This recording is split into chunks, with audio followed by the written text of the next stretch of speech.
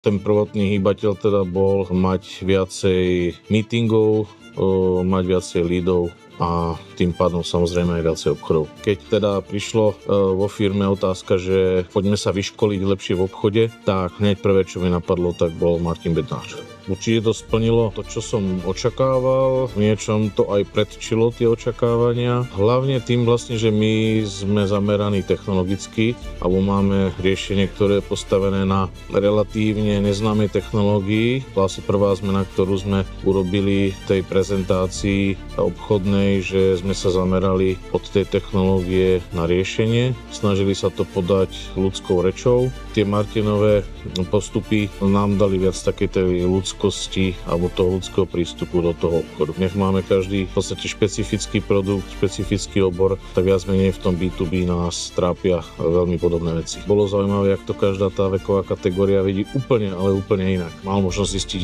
ako oni uvažujú, na základe čoho sa rozhodujú. Môžem vlastne aplikovať okamžite to, čo som sa tu dozvedel a skúšať to v praxi.